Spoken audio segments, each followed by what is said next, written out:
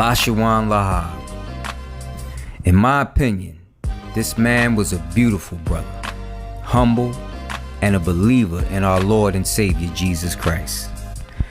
Lashawan Lahab came into the Israeli School of Universal Practical Knowledge, now known as the Israelite Church of God in Jesus Christ, by way of a camp in which I led out at 52nd and Market Street in Philadelphia back in 1997. He was a very young man, fresh out of high school. Over the years, I've seen him grow into a family man and a talented rap artist. Lashawan Lahab fell victim to gun violence due to a mistaken identity, and as a result, passed away on March 12, 2019. Lashawan Lahab, I'm sure, will be missed by many, and on behalf of the Injustice League, we would like to offer our condolences to his family, his friends, and all the brothers and sisters still mourning the loss of this special soul. Lashawan Lahab, rest in peace, my brother.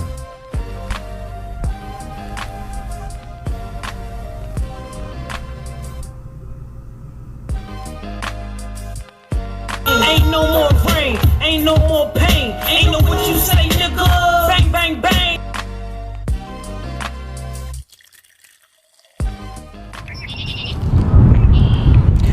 Mr. Jermaine Grant,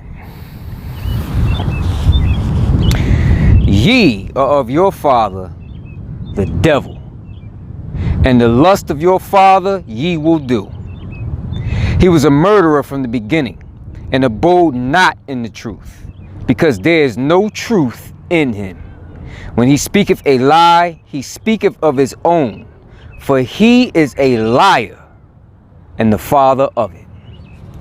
Yeah, we got reports on you that after your appearance in court on March the 14th, you went back up in 1941 Madness Avenue, doing you, being a liar, talking about you were able to write your own deal and you had to prophesy in the courtroom and all that.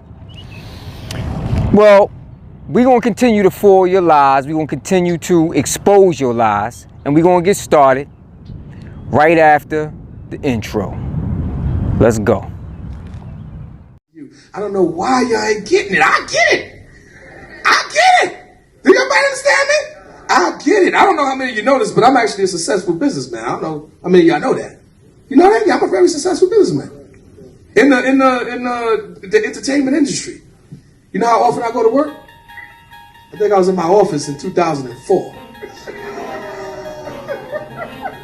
As God is my witness, I did not want to pick up some mail the other day. The mail was stacked up here. We see mail from 2004. And you know what? The business keep prospering. You know why? You know why? Because my focus and my first priority is the nation of Israel. I don't know how many of you know this, but I'm actually a successful businessman. I don't know how many of y'all know that. You know what? The business keep prospering. You know why? You know why? Because my focus and my first priority is the nation of Israel. You didn't get it yet? I've been got it. I've been got it. Beasley Media Group Station.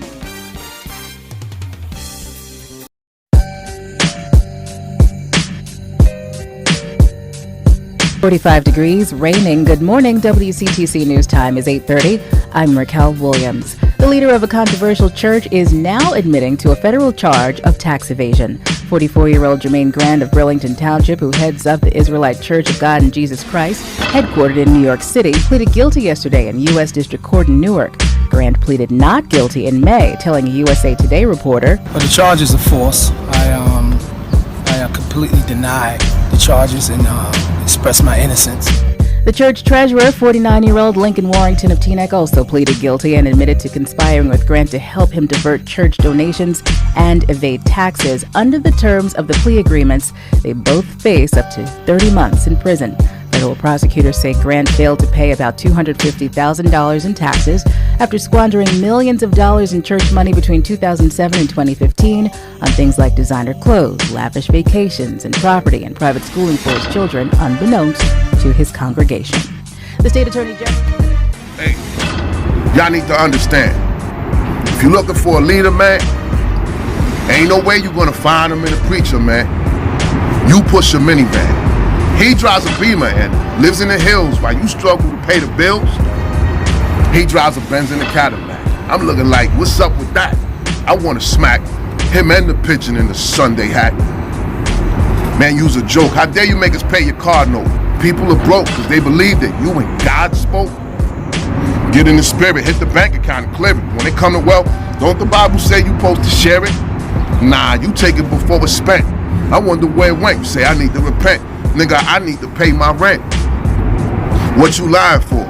We know you robbed the poor, and furthermore, we can't ignore how you got things we can't afford. Claims he's a scholar, treats our women with no honor, dresses like $1 million. Why? Cause klepto kept your dollar. Holla. You ain't a prophet, nigga, you look the prophet.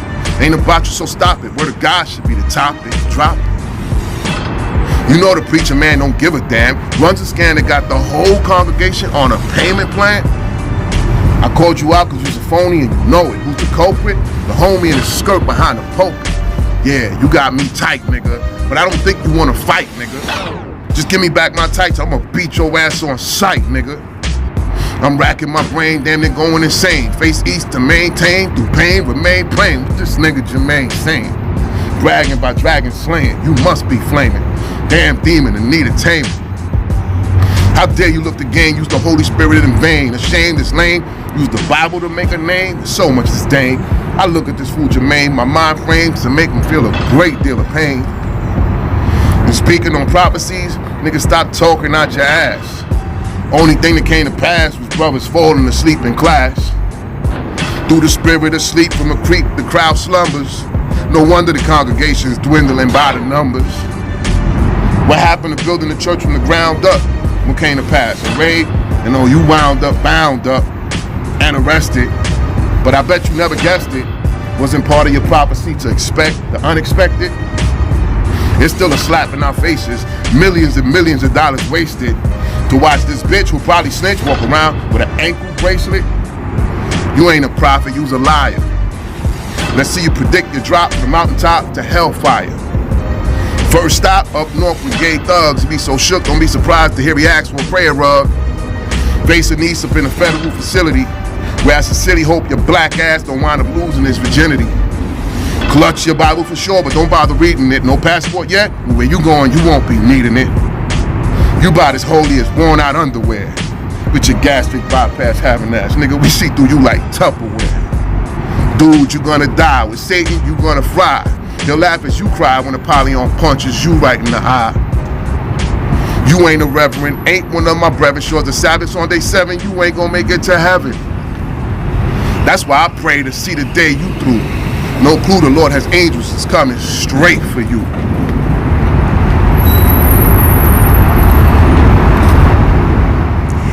Congregation of Israel, how can you claim to be in the truth? How can you claim that the ICGJC is the truth when the leader of your organization is a liar? Y'all gonna act like y'all don't know Tazadaqyah is a liar? Rawbon, you gonna stand next to this man and act like you don't know he's a liar? Kakumbun, Karatazaka Arya Shah. Y'all gonna act like y'all don't know Tazadaqyah is a liar by now? Mathiyah, Rapaya Allah, Yashar Debaryam. Y'all don't know Tazadaqyah is a liar, Ayash Allah, Sakaran, Ha'ash, Hamagun.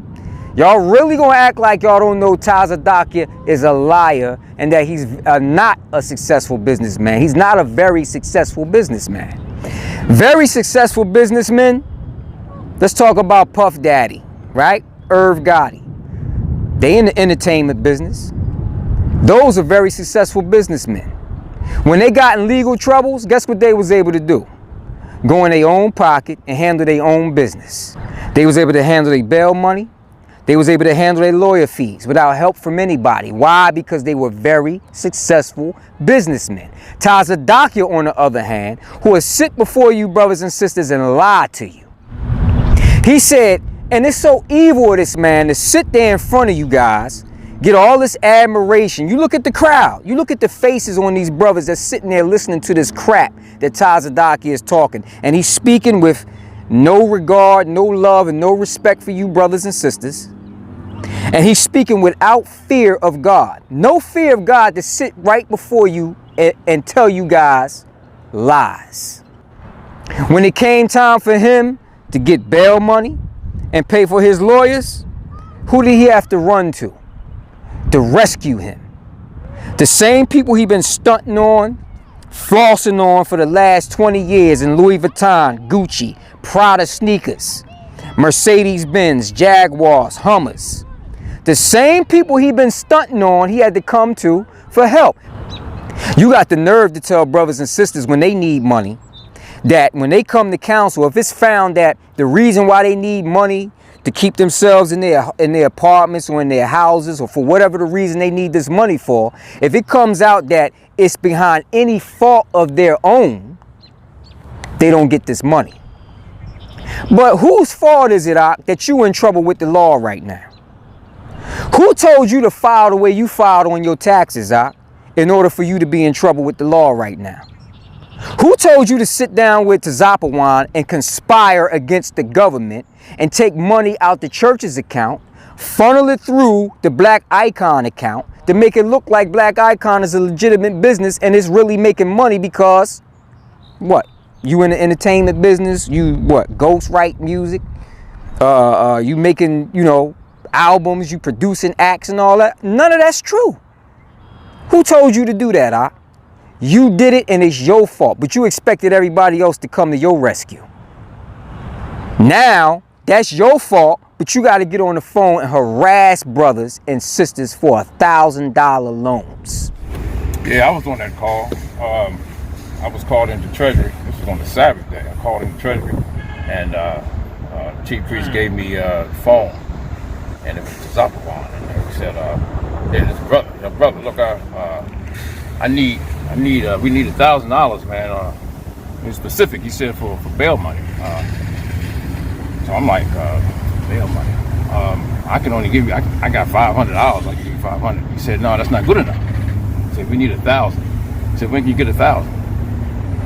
So I said, I can probably get it sometime later this week. He said, no, that's not gonna be good enough, man. We need $1,000. He said, I said, well, I can probably give you $500 tomorrow. He said, you can get $500 tomorrow. He said, you can't get it today? He was persistent about me giving it to him today. I said, sir, I can't give it to you today. I can probably get it to you tomorrow, $500 tomorrow. He said, okay, well, all right, you do it tomorrow and give the, and just talk to the chief priest about it, and he'll let you know. I'll give you a call back. So, and he was real persistent about me giving him $1,000 that day. I didn't have $1,000, so I got off the phone, gave the phone back to the chief priest, and tried to talk to people who I wanted to find out who else did he talk to, but nobody was saying anything. So I had to try to get that $500 just for tomorrow. So I got the $500 along with some help, and I sent this was a Sunday when I got the $500. So I called the chief priest back, not Chief Priest Tazapawan, but the chief priest in Baltimore in Treasury, and I told him I had the $500. He said, well, you're gonna have to wire it. He said, when can you wire it? I said, I could probably wire it sometime this afternoon. He said, brother, can you do it right now? We need you to do it right now because they need the money. And he said, when can you get the other $500? This is the chief priest talking now, not Tazapawan. When can you get the other $500? I said, I could probably get it sometime, maybe in 2 days, I guess, 2 days.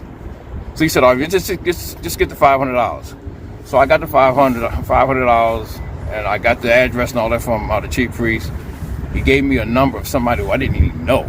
Nobody belonged to the church, and I sent the money out.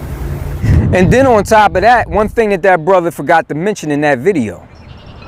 After the brother gave up $1,000, don't you know they had the nerve to hit that brother back and ask him for $600 more? That's when the brother finally said, you know what?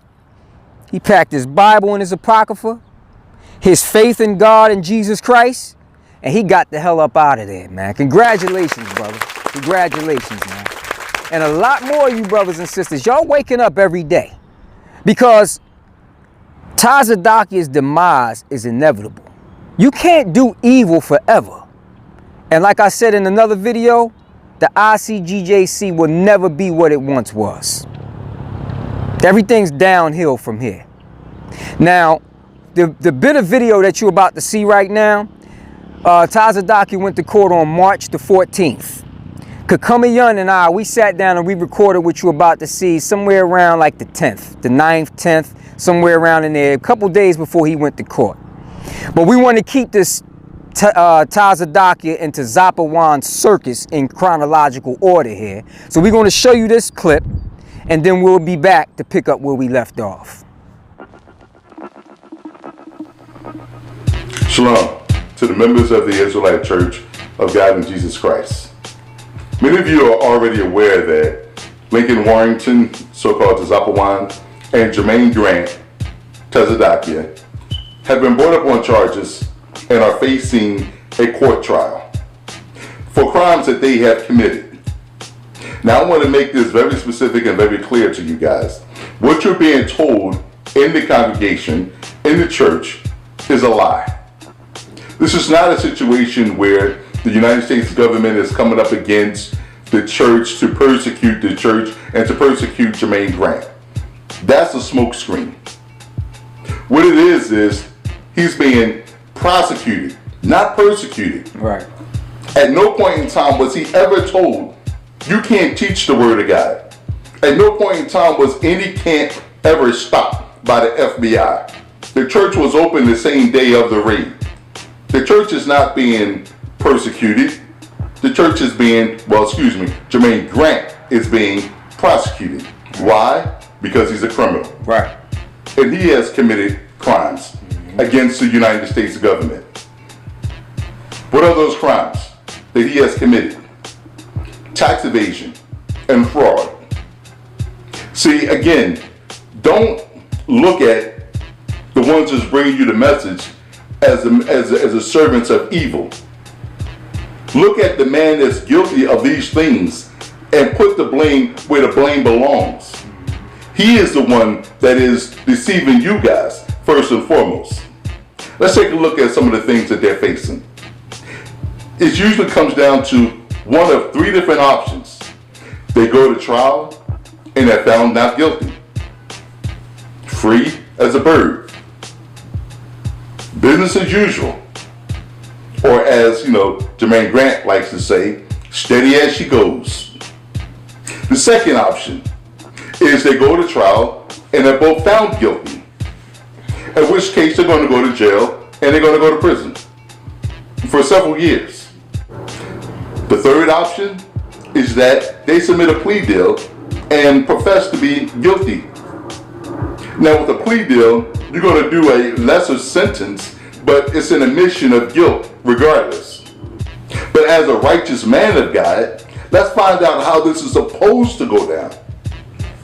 Yeah, the way a righteous man, the way this is supposed to go down with a righteous man. Tazadaqyah is supposed to go to trial. He's supposed to fight. Okay? Remember, this is David and Goliath, right, Jermaine? Mm-hmm. Remember, you ain't running. You here facing the enemy and all that. Don't change from that. Stay on course, steady as she goes, right? You're supposed to go before the judge and you're supposed to fight. Remember when we was up in New York and he had Tazapawan corroborate this crap about how he tells the judge, he tells the lawyers what to say. Exactly. You understand? Like he said, I had to tell the lawyer what to say. The lawyer told me that sounds crazy or something. And he said, the truth normally does. Exactly. Yeah, I know exactly that? what you're talking about. Yeah, this guy, listen, you so up much on a high level and you so smart, Tazadaqyah, and you know every damn thing, you better not cop no plea, not you. Okay? Because if you cop a plea, like Kakuma Young was just bringing out, the only reason why a man like Tazadaqyah would cop a plea, because we know he's going to put his spin on all this. Right now, Tazadaqyah is preparing you, brothers and sisters, for what's going to go down with him, but he don't want you to know the truth about it. Right. So when he goes, if he cops a plea, which again, you better not cop no plea, not you, because you're a man of God. You supposed to be getting ready to confound all the judges and all that. Only reason why he would cop a plea is to keep the dirt, the evil, the wickedness, the nastiness, and the sin from coming out in that courtroom, and you brothers and sisters finding out exactly what this man is really all about and been about all this time. That's why he would cop a plea. So we waiting to see what's going to go down. But when you read the Bible and you read about righteous men and women in the past, we got examples of men and women that was facing judgment, and because of their faith and their righteousness, the Almighty God stepped in and delivered them. Susanna is one. Y'all know the story, the history of Susanna. She wasn't facing jail time, she was facing execution. And the Almighty God raised up the prophet Daniel, and Daniel came through, made the sense out of everything, and her life was spared.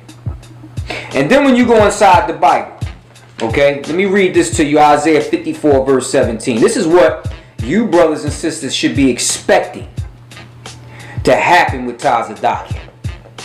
The Almighty God said this: no weapon that is formed against thee shall prosper, and every tongue that shall arise against thee in judgment thou shalt condemn. This is the heritage of the servants of the Lord, and their righteousness is of me, saith the Lord. Every tongue that shall rise against thee in judgment, thou shalt condemn. What should you brothers and sisters be expecting to see Tazadaqyah do? Get up there in front of that judge and condemn every accusation and everything that comes his way. That man's supposed to walk out of that courtroom shining. If anything else goes down, brothers and sisters, something wrong. What's wrong? The man is a demon. Like we've been bringing out on all these videos on this channel, like we've been letting you brothers and sisters know for the longest time. Everything is coming to a head now. It's showtime, right? Right, Tazadaqyah? We heard that was the name of your last little class you taught. When he wanted to go back and rehash his little story about Jerusalem, going to Jerusalem and Israel and all that. You still in there lying out. Okay, we already brought out and showed and proved that your name has been ran through the system, bruh. Your story is not the evidence that you went anywhere. There's no record of you having a passport in 1999. There's no record of you leaving this country or entering back into the country in 1999. Nowhere in every federal database there is on the planet Earth. So why you still in there trying to push that damn lie? Because you're all a bunch of liars. You're a liar. And your little homeboy Lincoln is a liar, damn liar as well, man. Okay? Y'all don't believe me? Let me tell y'all something.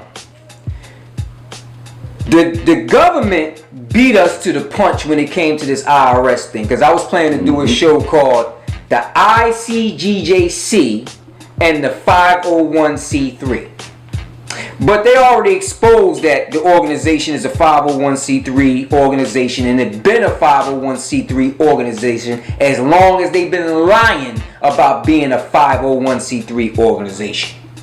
Now, Lincoln, Tazapawan, and what I'm getting ready to show you is just to show you that these guys are liars. Don't you know it's a sin to lie? The Bible tells you in the law, lie not one to another. Now, Tazapawan is about to be asked a question by his ex-wife. And I want you to listen to the question, and then I want you to listen to the response. Check out Tazapawan. My mother's church, they just got a new pastor, Lincoln. My mother's church, they just got a new pastor a few weeks ago. And he had said something about he want $60K a year flat out, right? What, $60,000? A year flat out. So yeah, so he asked my mother and grandmother, talk about y'all pay y'all tithes. So they was like, yeah, I'm like, that was like rude to like just ask that. That's disrespectful, yeah. But what you call it over church? What you call it? A 501? 501c3.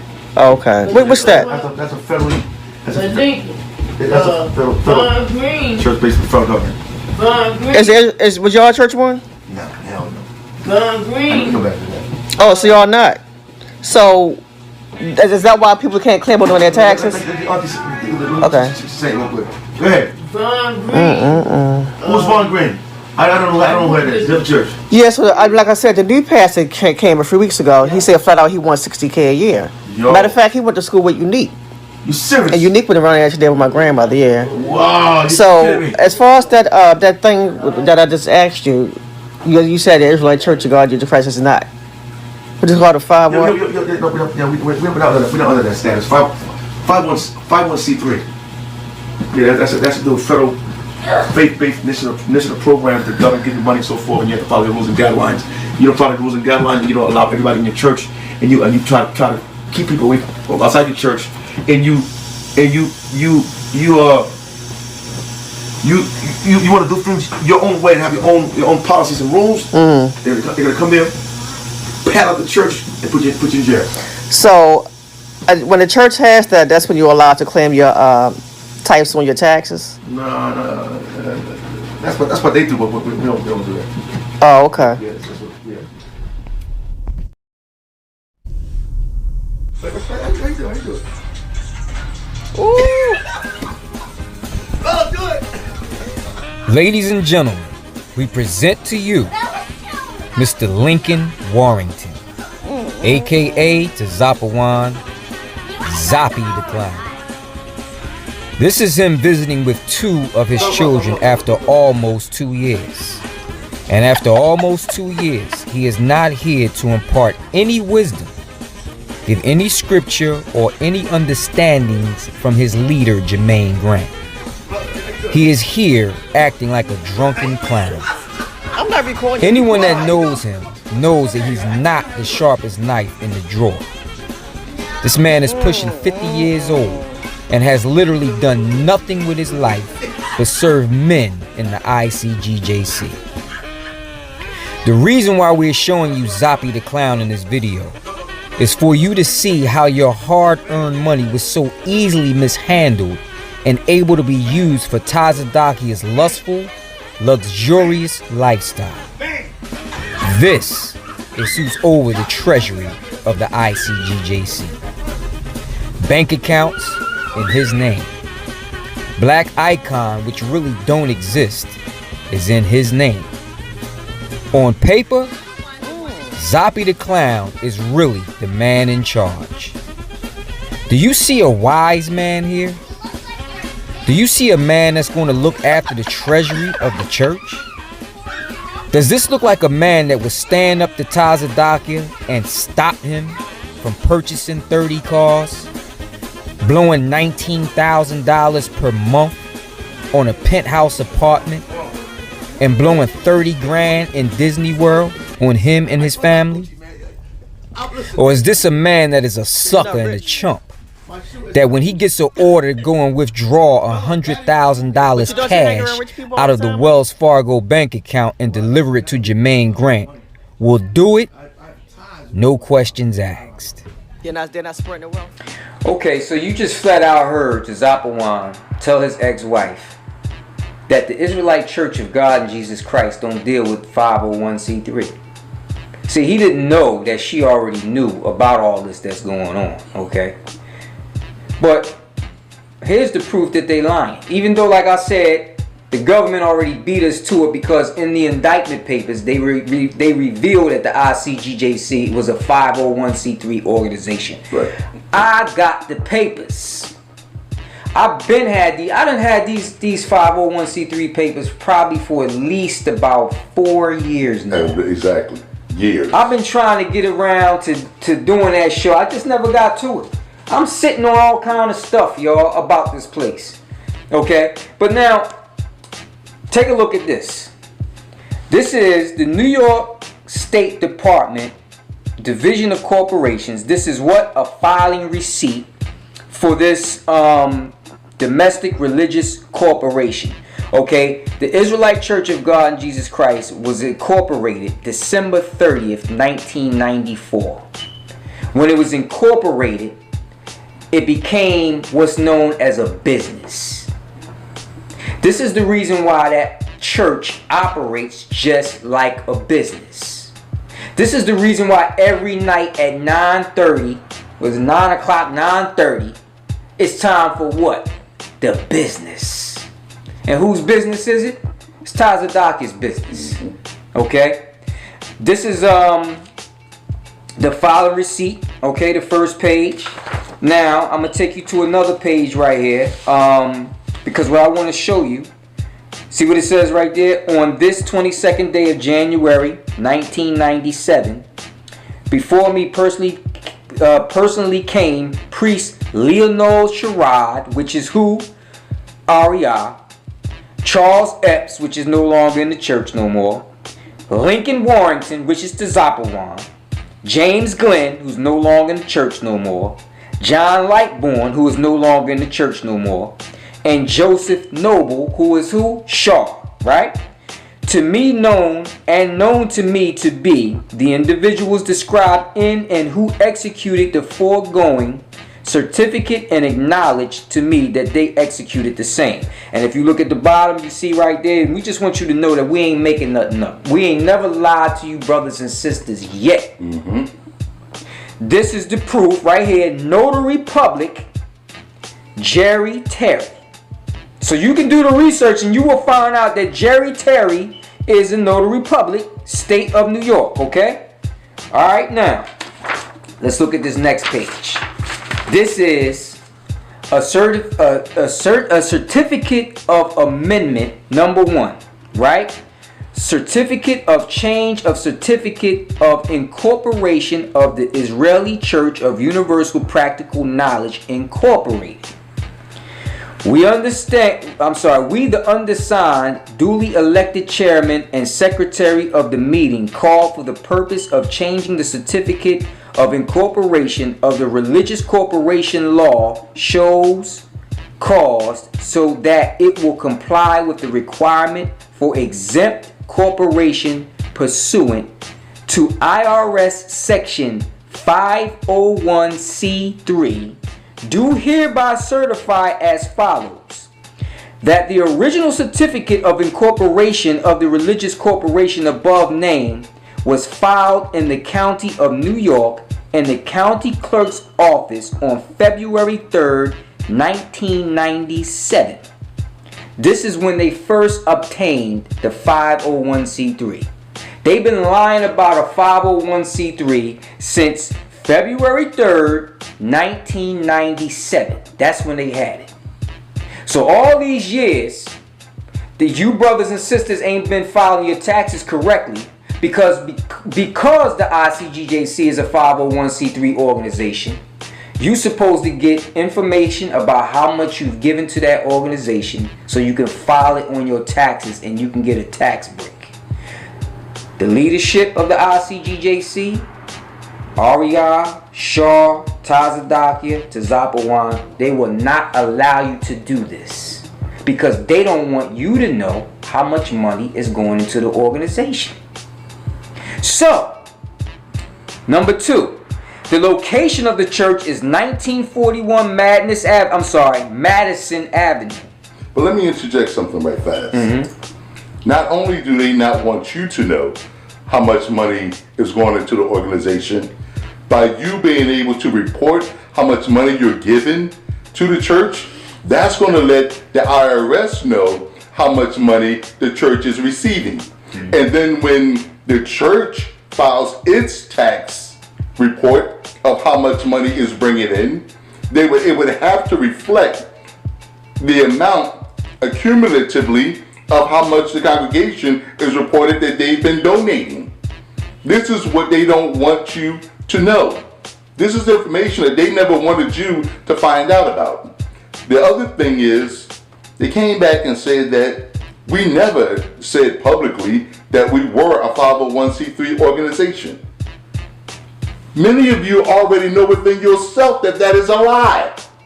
Weren't, you mean, weren't a 501c3. Oh, I'm sorry. Right. They said they never said publicly that they weren't a 501c3. Thank you. That they weren't a 501c3 organization. That's a lie. This brother right here, many of you that's been around for at least a couple of years have seen Tazapawan in council.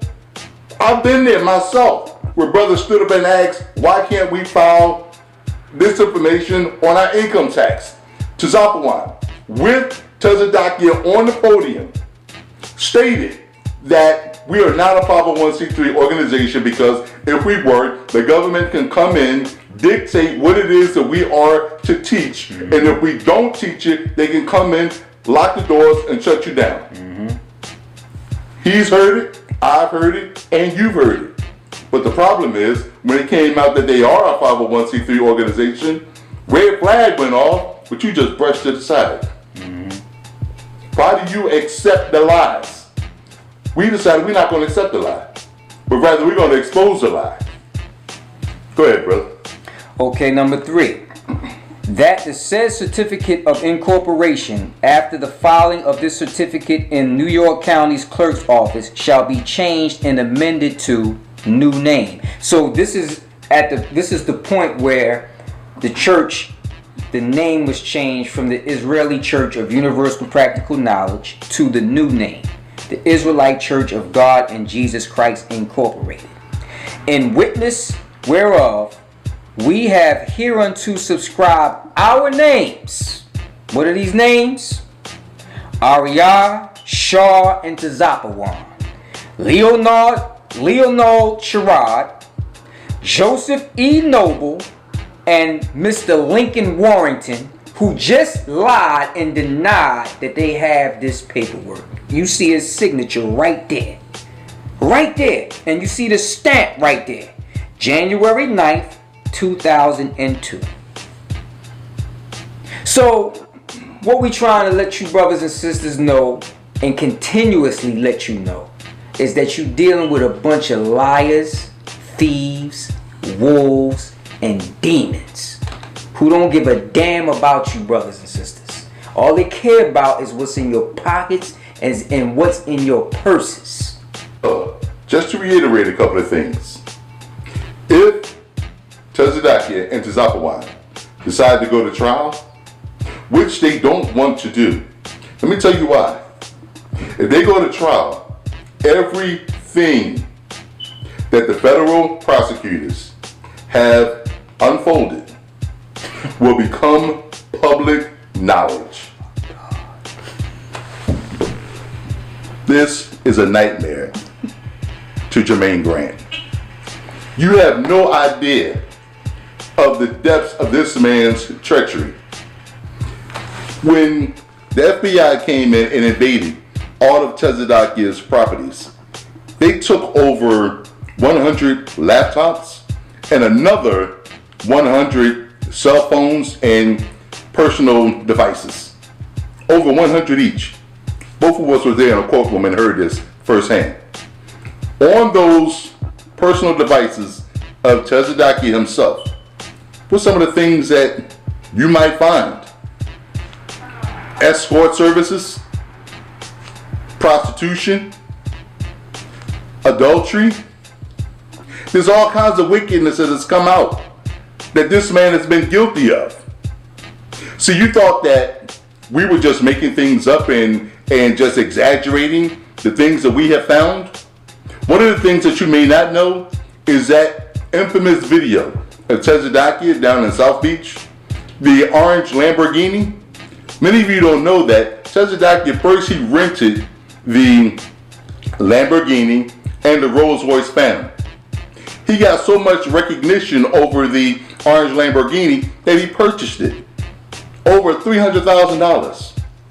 See, the one thing about your boy, and I'll put him on blast right now because he decided to run his mouth. Ayashala, as soon as the deal was done, came back and told us. Tazadaqyah spent over $300,000 and purchased that Lamborghini. I was there. Took the Lamborghini, hooked it up to the back of one of his black SUVs, and we drove it from Florida back down to New York. and people in New York has reported seeing it.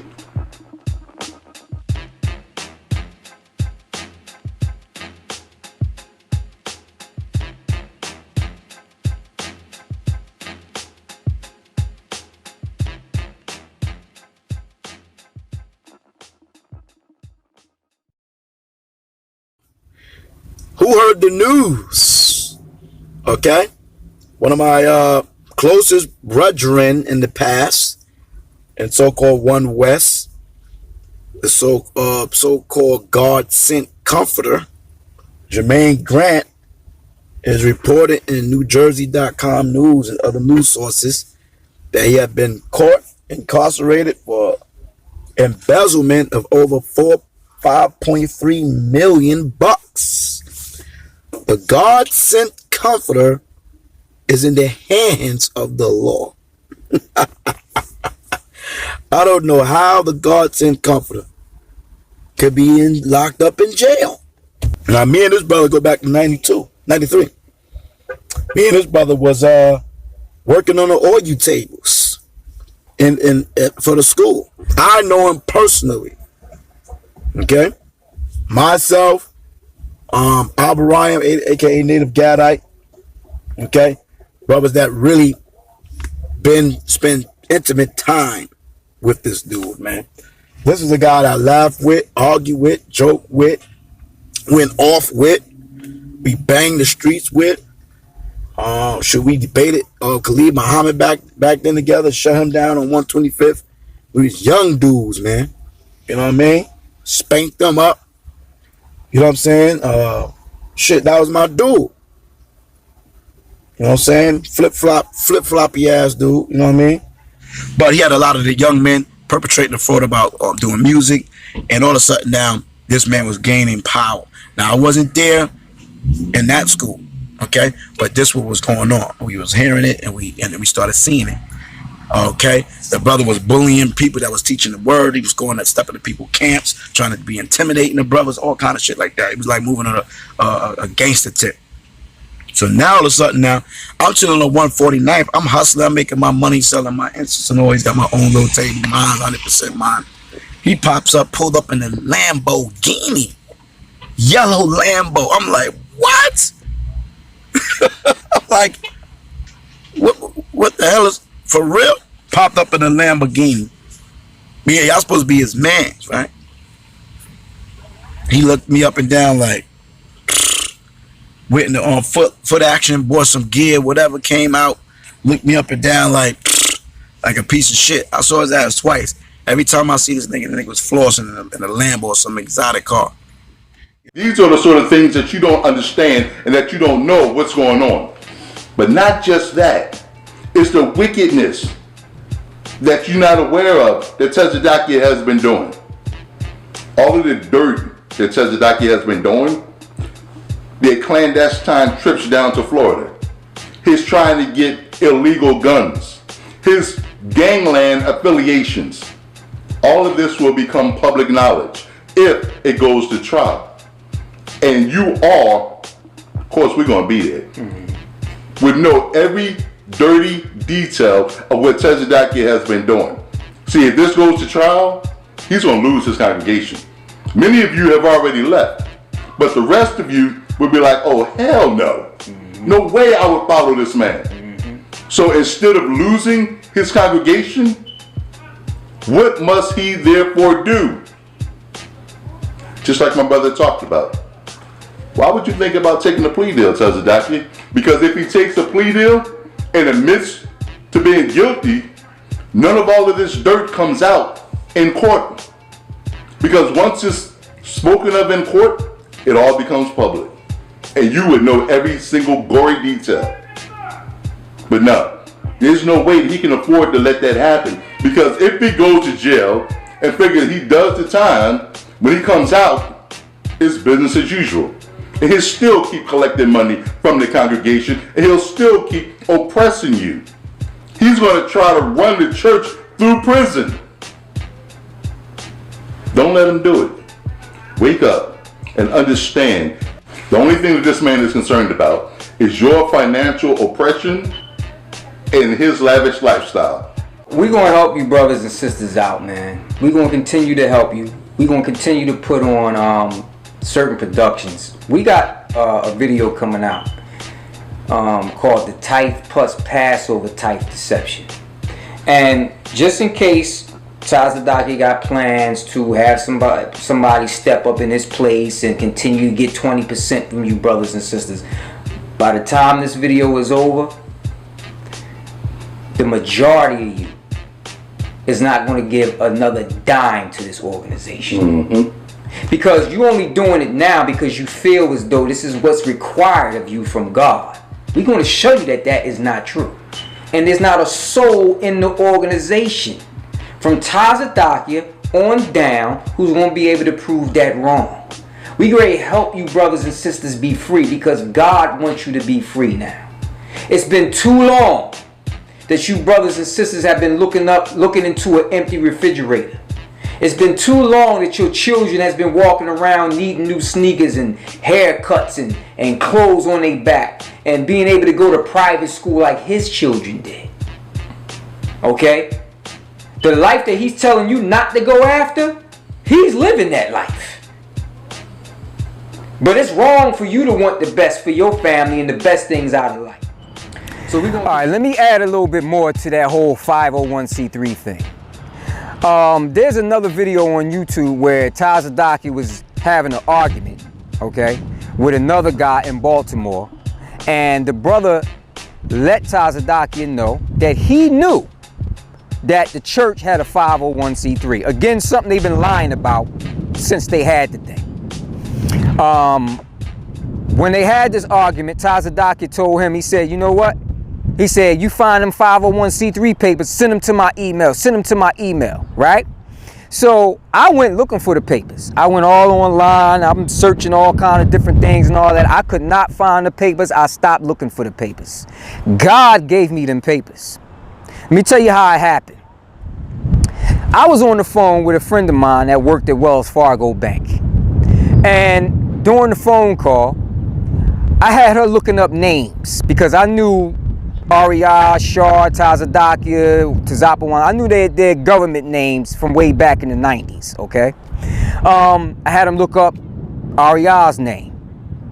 Couldn't find it. I wanted to see what was going on, if I could find out, you know, what the bank account looked like. Being nosy, so what? Anyway, nothing. I said, well, look up Jermaine Grant. Nothing. Before we hung up, I said, wait a minute. I said, look up one more name for me. Look up Lincoln Warrington. Boom, there's the church account. I got to see how this particular year, it was close to around Passover time. I got to see how they was taking the credit card, the church credit card, and they was buying wine, they was buying the lamb, they was getting all the stuff for Passover off the church credit card. I also got to see that every month, $100,000 in cash was being taken out of the church bank account. Now, you can't just go to the bank and withdraw $100,000 out of the bank. You got to call ahead and you got to set up an appointment because they got to make sure that they got enough money in the bank that day for you to be able to take $100,000 out. Every single month, $100,000 in cash was being taken out of the bank. Now, everything else was being paid for with the credit card. What y'all think that cash was about? Think about it. But anyway, I also got to find out that Black Icon, which had no money in it at all, Black Icon was in Lincoln Warrington's name. St. George the Dragon Slayer, the one who's standing before Black Icon, really on paper, like I said, was not even the real owner of the company. And along with those findings, the very next thing I heard over that phone that day was, oh snap, they got a 501c3. I said, print that. Because I had stopped looking for it. I wasn't even sure if it even existed, really. But, you know, this is what they used to open up the bank account. They used that paperwork to open up the bank account, okay? So I just wanted to add that little part in here. Now, the day that Tazadaqyah and Tazapawan went to court, he was surprised to see Kakumayun, Ayashima Yashima Palau, and another brother, Bunya Sha'ala, sitting there in that courtroom. He came back. I believe I was told he came back and showed y'all some footage from that day. That's why we put up the footage that we put up, untouched, unedited. We wanted y'all to see exactly what took place. Now we're going to have Yashima Palau, Alyan Rakar, and Ayashima Ba let y'all know what went down in that courtroom that day. Hey, shalom everybody, what's up? Yashima Palau here from the Injustice League. Shalom everybody, this is Alyan Rakar, the Injustice League. All right, so we've been hearing a lot of stuff going on recently that was brought out by a liar, a known liar, proven liar, Jermaine Grant, the head of the ICGJC, is putting out false information. So we just want to clear up the record a little bit as to what happened about a week ago or a couple of days ago at his hearing, his court hearing. So Thursday, what was that? Thursday, March 14th, I think it was, or 13th. Jermaine Grant, the leader of the ICGJC, self-proclaimed God-sent comforter, was going to court to plead guilty to the charges, which we should have an attachment to it, to this video, the indictment. Several counts of fraudulent behavior. He was getting ready to plead guilty to all those charges, but his ego was hurt a little bit when he noticed members of the Injustice League were in the building. So we're here to just basically recount the occurrences of that day. All right. So we're hearing that he's talking a lot of crap, mentioning there's one particular brother named Bunya Sha'ala who happens to work for the federal government. Let me make this clear. Brothers and sisters, please use your common sense. First and foremost, there's nothing wrong with having a job. This brother happens to work for the federal government. Doesn't mean that he's an agent, doesn't mean that he's a spy, doesn't mean that he was never a sincere member of the church, none of that. And Tazadaqyah knows that. So he playing y'all, okay? He was fully aware that this brother worked for the federal government before all this Fed talk, before all this agent talk, all this spy talk. He was fully aware that the brother worked for the federal government, okay? It was only till years later when all this heat started coming down on him for all the stuff, all the nonsense that he was doing, all the criminal behavior, all the criminal activity that he was doing, that he then started to make an issue of it. And those of you that's been in the church for a couple of years, you know this is true. He's starting to call out brothers and sisters, mainly brothers, accusing them of being spies, accusing them of working for the government. I have never worked for the FBI, and I'm not now working for the FBI. Just because my son-in-law is an agent, that's his job. Okay? I look at them as glorified police officers, okay?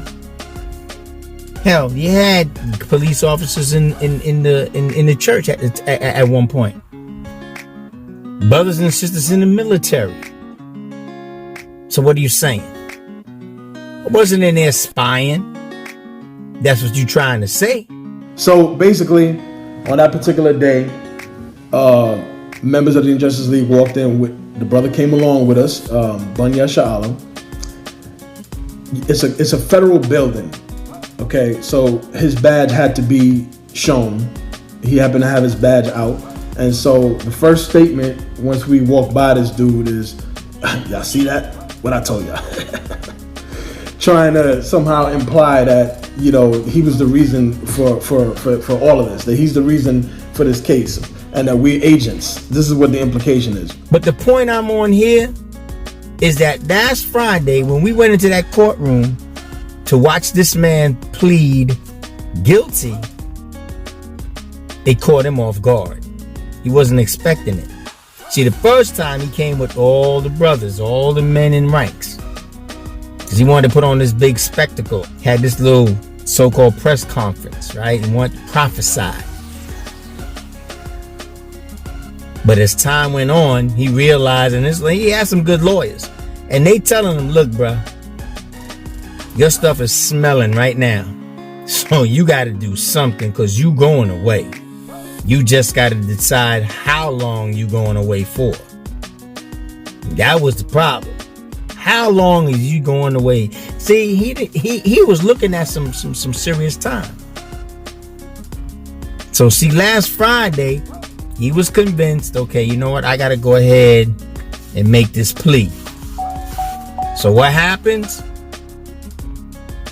We walking up. And that threw him for a loop. He was like, oh, snap. But, you know, he tried to play it off. We go into the courtroom and we sitting down, we talking. He comes sauntering in like he walking into the sanctuary at 1941 Madness Avenue. Like he getting ready to start the Sabbath or whatever. You know, he getting ready to teach. And he walks in, you got his dark glasses on. And he walks over to us. What are y'all doing here? So this is a tax case. Why are you worrying about why we here? Maybe we showing some concern. Maybe we want to know what's going to happen to you. Okay? He was pissed. In the beginning, before the case started, Mr. Jermaine Grant was very rattled by our presence there. He steps to the brother Kakamayan, tries to intimidate us, you know, tries to get up in his face and says, what are you doing here? Kakamayan tells him basically, you know, I got the right to be here. You know, I'm a citizen. I have the right to be here. And then he proceeds to come to me, step to me and says, what are you doing here? What you doing here? And I said, I came to see an old friend. Okay. So then what happened after the court officers try to, you know, separate us because, again, you know, as the aggressor that he is, he tried to step to us. The court officers separated us, and Jermaine proceeded to tell him that, look, sir, there's no problem here. Okay. He steps out of the courtroom. We in the courtroom. I tell the brothers, watch Jermaine change his plea, because I know the nigga. We've been working with this guy for a long time, and this is an arrogant, egotistical, narcissistic personality that we're dealing with here. Mm-hmm. I know there was no way he was going to plead guilty in front of us and let us see him go down. All right? So he steps out. I told the brothers, watch it. I bet you this nigga's arguing with his lawyer right now, telling him he want to plead not guilty to the charges, that he's not going to plead guilty. He's like, F that. Sure enough, that's what happens later on. So he comes into the courtroom with his lawyers, him and Tazapawan. They go sit down. And they're sitting there, and it must have been about maybe 2 minutes max. He gets up and walks out. So the lawyer looks over to the district attorney, and the district attorney looking at his lawyer, and like, what the hell is going on with this guy? And his lawyer's like, I don't know. So they walk out. They're out there for another 5 minutes, I guess. Then he comes back in. They all sit down. The judge comes in, so they go through all of that preliminary stuff, you know, boom, boom, boom. So it got to the point, the judge asking him all these questions, making sure he understood the charges that he was facing. Asked him, was he satisfied with what his lawyers was doing for him? Did the lawyers explain to him all of the things he was facing and explain what he was doing by making this plea? And he said yes. So then the judge asks him, do you understand that by making this plea, you are voluntarily giving up your right to trial? Tazadaqyah looked at the man and said no. And so the judge is like, he was like thrown for a loop. Because understand, everybody in there knew why he was there. But he's just going through the preliminaries. Just making sure that it's on record. Because see, they don't want to come back and it be like Tazadaqyah's lawyer said, well, the judge didn't say this and he didn't explain that. So that's why all this stuff is done, so that it's gotten on record. That he knew exactly what was being said, what was being done before he said he was going to take this plea. So now they're looking at him like, what the hell just happened? So the judge stopped for a minute and he said, wait a minute. He said, let me ask you some questions. He says, are you under the influence of drugs? Have you been drinking? He says, maybe, do you take medication for, some type of illness? In other words, he's trying to find out if he's got full control of his faculties. Tazadaqyah's like, yeah. He said, well, again, I ask you, do you understand that by taking this plea, you voluntarily give up your right to a trial? He says, I get my rights from God. So the judge said, okay. And then he turns around and looks at where where we were sitting and the agents. Because by the first 2 rows in front of us is full of agents, right? FBI agents and and I guess the IRS. That's right, the IRS. And he looks over there and he's talking about God wanted this because these guys has a warning and blah blah blah. So you know what I say? You can talk to God outside here, but in here you talk to me. So the lawyer says to the judge, can I have a moment to confer with my client? And the judge says, nah, that's all right. I'll see y'all in April. And he gets up and he walks out. So now it's like, it's getting real crazy. So they finally walk him out. Okay? And we sitting there, we dying laughing. Because before all of this, myself and Yashima Palau and Kakamayan, we all sitting together. Yashima Palau says, you know what? I bet you this guy changes his plea and sticks with not guilty. And he said, because I just tell you, he's not going to do it with us sitting in here. And damn if he wasn't on point with that one. Because that's exactly what it was. So when we finally leave the courtroom and we going outside, here this guy come chasing us down. And understand, he was running us down. Okay? They're waiting for us outside like some gang members and shit. And then this is where Al-Yun comes in. Al-Yun happened to showed up at that time. Right. And he had a little run-in with Yeah, I want to explain, like, this was nothing that was planned out. We just came in there to watch the arraignment, the charges that he was facing. And we came there to see what we was going to plead. Now, I was running late. I got out of work a little late, so I was running a little late. All right, brothers and sisters, you have watched the indictment part 3.1. Stay tuned for the indictment part 3.2, the commentary. That's when we go into the commentary on the madness that took place outside the courtroom that day that you already seen with Tazadaqyah and Yashima Palau and Ali and Rakar. Now, before we end the show, how was your Passover? I got one report that it was boring, but that's just one report. But anyway, in light of Passover and the Passover garments, it's a little bit of footage I want to share with y'all, and I want to tell you a little bit of story, a small story. Marco Polo is an app that I use a lot. We use the Injustice League, we use it all the time. And one day we was having this little discussion on Marco Polo, and I was going back and forth with Amayatazar about these garments because I always knew that the garments was overpriced, but I at least thought that the overpiece for the bishops and the chief priests and the apostles was made out of leather. I was being stupid, y'all. I was being real stupid. I went back and forth with Amayatazar because he was telling me it wasn't leather. And I was like, nah, brother, nah, that's leather. It might be like a cheap quality leather or whatever, but it's leather. So I decided to do some investigation of my own. And this is what came out in the wash. Check this out. Hey, Shalom. Yeah, I'm about to run this fabric store real quick.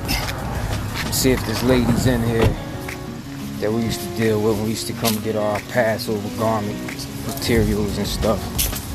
Let's see what she say. Hi. Hey, how are you? All right, how are you? Good, stranger. It's been forever. Yeah, it has been, sure enough. So you must be Grandpa how many times? Oh boy, that's a long story. I don't even see them babies, but what? Yeah, it's never mind. Yeah, it's just one of them things. I came by only with a question today. That's fine. Can you tell me what material this is? Can you tell me what that is? It's leather. It's what? It's leather. It's fake leather. Fake leather. Because you see the skin? It's fake. Wow.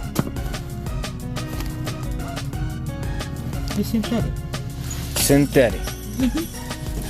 You know, all this time, I thought this was leather. It's not. And the guy, this is It's not leather.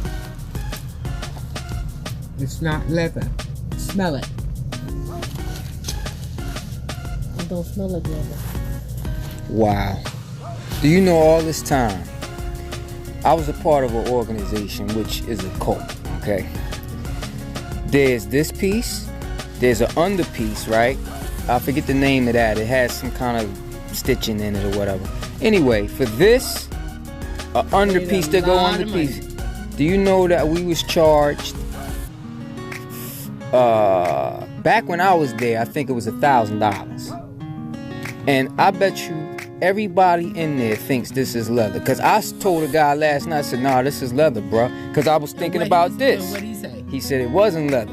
Oh, He said so it you was come pleather. to me for- I came to you to get to get an expert. Exactly. And I haven't seen him in years, but he come to you, my friend. It works. wow, this guy is really robbing us, man. This is crazy. Oh, well, shoot, you could make this less than that. Girl. This is crazy. Do you know how much something like this a yard would cost, maybe? $10 maybe. I have come in the back. I don't have the color, but I got a great. Leave it there. Okay. And it has that same inside the back. I gotta look. Cause all the my wife said it was vinyl. I'm like, nah, it can't be. It is.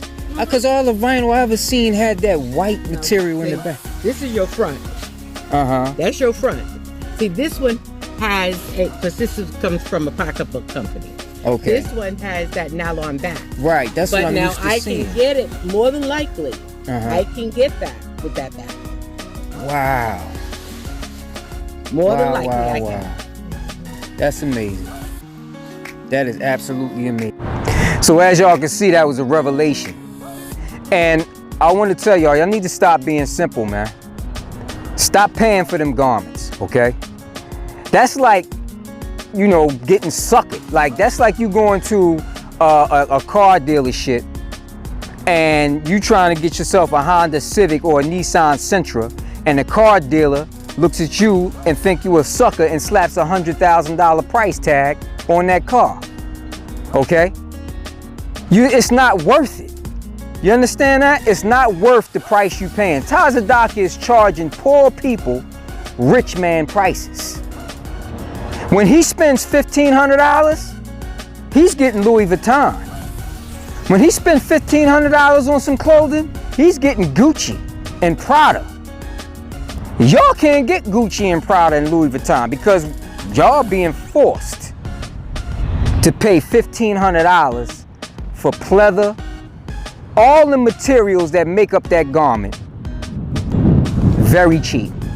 You can get all the materials to make a garment like that for less than $100. I'm talking about buttons, fringes, border of blue, pleather, and that other brocade or whatever that material is called. Don't cost no money. Do the research yourselves, y'all. Go to them fabric stores and find out how much this stuff costs. Stop letting Tazadaqyah treat you all like suckers, man. Why? Because he is nobody holy, he is nobody special, he's a liar and a demon. So until the next episode, I'm gonna say shalom. You know what I'm saying? Tazadaqyah, man, I can't even say I feel bad for him because you was living it up for the last 20 years. While brothers up there struggling. Brothers in their shelters and, lack of clothing at times and food or whatever, and going through the struggle for this truth, losing family and friends, and you got your wives, you got women and money out the ass, houses all over the place, mansions down in Miami, real estate here, real estate there, cars here, cars there. You doing it up. But there's a judgment. See? Somebody gave me that Ecclesiastes about rejoice, O young man, of thy youth. That's Ecclesiastes. Ecclesiastes, I think is I don't know, is it 7 or 10? I think it's 10. Right, the Creflo Dollar of Israel. Okay? You see what I'm saying? So this man was living for the last 20 years. 10 years, 20 years, whatever it was. You see what I'm saying? He worked his way up. He compromised the word of the Most High. He exhorted himself. I mean, the garments was crazy. He looked good. So now he was really looking good. Garments, fleek, fire, silk, satin, Latin. That man was looking good. The garments, man. You see what I'm saying? Rosicrucian colors was even red and white. You see what I'm saying? Doing it big wheel. Okay? So, what's the end result of all of this now? What is the end result of you people compromising the Bible because you want to exhort thyself? You see what I'm saying? You using the word for filthy lucre. So, this man was living a life of wealth in the truth as a Hebrew Israelite. He had lack of nothing. You see what I'm saying? Okay? So, he didn't want to wait for the kingdom. He didn't want to endure to the end and go through the trials and tribulations, hard life as an Israelite. You know, struggling, you know, can't hardly paying your bills and barely making your bills and, you know, going through the hardship of being a man of the Most High, losing family and wives and children and you know, brethren. Because when you got money, everybody love you. Everybody love you when you got some money. You can do no wrong. The scripture talk about nobody speak against the rich in the book of Sirach. You see what I'm saying? So now, after all the houses and the clothes and the money and the women and the prestige and the garments and the fame and the Maybachs, Lamborghinis and the tour buses and all the trinkets, the man had jewelry, the unlimited monies and the damn car they use as a safe and the garage. And now we at the time of the reckoning. Now you're gonna be in some 12 by 12, 4 by 4, I don't know what square feet damn prison is. But now your ass gonna be sitting behind Esau bars. Okay? Because you did not want to, you know, endure the hardship of this world. You see what I'm saying? You want to be famous in Babylon by deceiving the people. You see what I'm saying? And listen, those people are not guilty. The Most High said the deceiver and the deceived both shall fall in the ditch. Matter of fact, for you following false teachers, shit, judgment works for thou. So